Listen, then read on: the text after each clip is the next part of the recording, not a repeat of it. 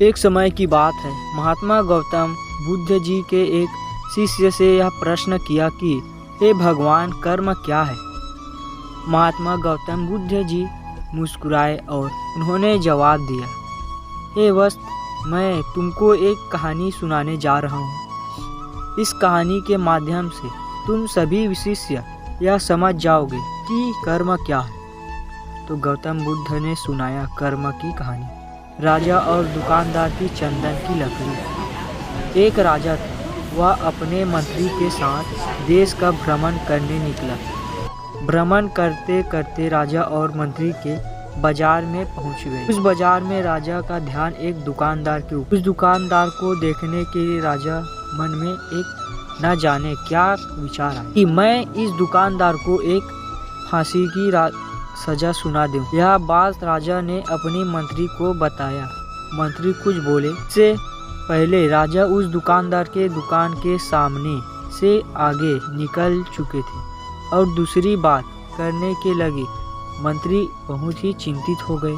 यह बात समझ नहीं पा रहा था कि दुकानदार की गलती क्या है। दुकानदार से बिना कुछ किए, बिना कुछ सोचे समझे महाराज ऐसा फैसला लेने से बारे में क्या सोच रहे थे। राजा और मंत्री भ्रमण करने के बाद राज दरबार वापस चले गए। मंत्री को रात भर नींद नहीं आई। सुबह जागने के बाद मंत्री एक साधारण प्रजा के रूप में साधारण रूप में गया, दुकानदार के पास गया और उस दुकानदार से पूछा, तुम क्या बोलने चाहते हैं। दुकानदार ने जवाब दिया, मैं चंदन की लकड़ी बेचना चाहता हूँ।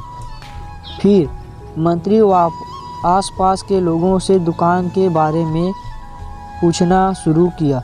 जब ने जवाब दिया, किसी से बोलता नहीं, हमेशा दुखी रहता है।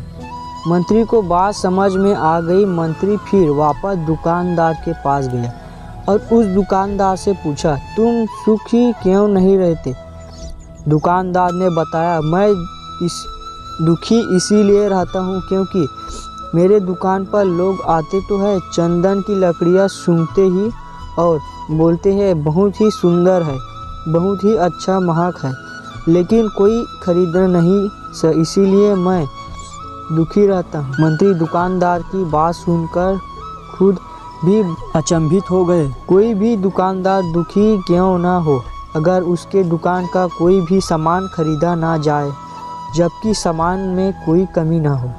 मंत्री सोचने लगा कि यह दुकानदार अपने ही वजह से इतना दुखी रहता है, परंतु राजा इस दुकानदार को फांसी पर क्यों लटकाना चाहता है, अर्थात राजा के मन में आए हुए है विचार का उत्तर अभी तक मंत्री को नहीं मिला था। मंत्री फिर दुकानदार से पूछा, भाई तब तुम क्या करोगे जब अगर तुम्हारे दुकान से की सारी चंदन की लकड़ियाँ ऐसे ही रखी जाएगी तो। दुकानदार ने गुस्से भाव में बोला, हाँ मैं जानता हूँ मेरे चंदन की लकड़ियाँ ऐसे ही रखी जाएगी, कोई नहीं खरीदेगा। इसीलिए मैं सोचा था कि हमारे देश का राजा जल्दी से मर जाए। अगर वह जल्दी से मर जाता तो मैं इस चंदन की दरबार में से राजा के दाह संस्कार के लिए अपनी चंदन की लकड़ियाँ देता, जिससे मुझे कुछ पैसे मिल जाते और इस बाजार के अलावा बाकी के लोगों को भी मेरे चंदन की लकड़ियाँ के बारे में पता चलता, तो फिर शायद कुछ ना कुछ लोग मेरे चंदन से ज़रूर खरीदने आते। चंदन की लकड़ी। मंत्री दुकानदार की बात को सुनकर सब कुछ समझ गए और उसके मन में एक विचार आया। मंत्री ने दुकानदार से चंदन की कुछ लकड़ियाँ खरीदने। इस खरीदी से दुकानदार को कुछ पैसे भी मिल गए और वह थोड़ा दुख भी हो गए। मंत्री चंदन की लकड़ियाँ को लेकर वापस राज दरबार चला गया।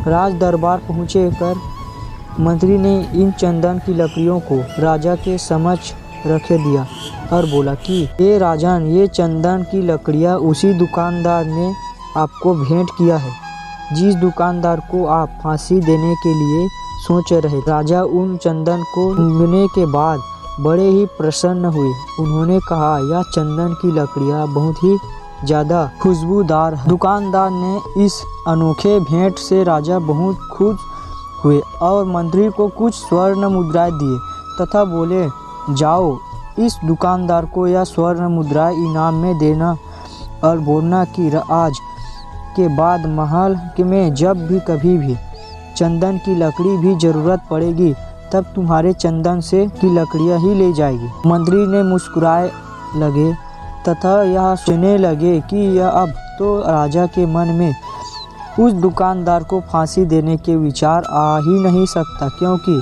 अब तो हमेशा राज दरबार के लिए चंदन की लकड़ियाँ को इस्तेमाल की जिम्मेदारी उस दुकानदार को मिल गई है। मंत्री स्वर्ण मुद्राओं लेकर वापस दुकानदार के पास चला गया।